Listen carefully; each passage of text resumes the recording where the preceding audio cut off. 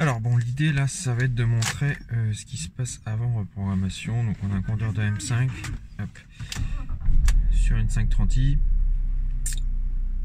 La voiture est froide là, comme vous voyez. Les LED du compte tour sont, elles démarrent à 6100 tours et puis elles sont toutes comme ça. Enfin, ça reste comme ça, quelles que soient les conditions de fonctionnement de la voiture, qu'elle soit chaude, qu'elle soit froide, etc. Ce qui n'est pas le cas sur une M5 puisque les LED à froid normalement sont toutes allumées et progressivement au fur et à mesure que le moteur se réchauffe, elles s'éteignent jusqu'à être comme ça. Donc l'idée va être de faire un développement pour que ça fonctionne comme sur une M5.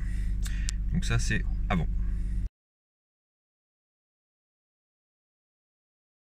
Bon là, petite vidéo rapide, juste pour montrer, on est en train de programmer. Donc là, la programmation elle s'effectue pas dans le compteur mais dans le calculateur moteur.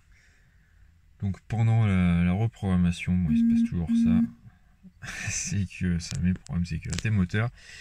Et on n'a plus de signal qui arrive, notamment au niveau de la température. Voilà, raison pour laquelle les aigus de température d'eau et d'huile sont dans les choux. Voilà, la suite juste après.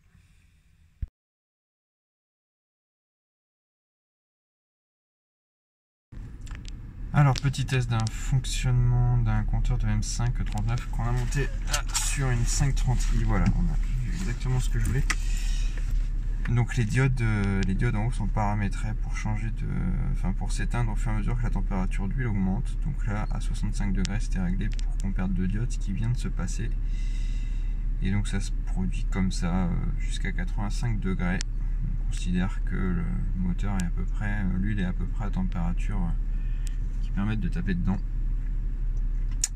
Ce qui est aussi implémenté, mais ça on va le faire quand elle sera vraiment chaude et en roulant, c'est le fonctionnement du rupteur.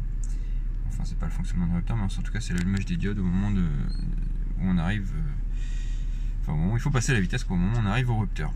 Voilà.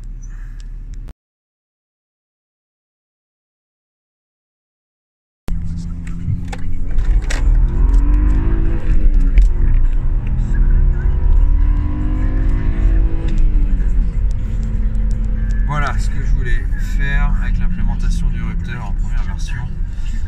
Peut-être une deuxième version un peu différente, mais ça a l'air de bien fonctionner comme je le voulais.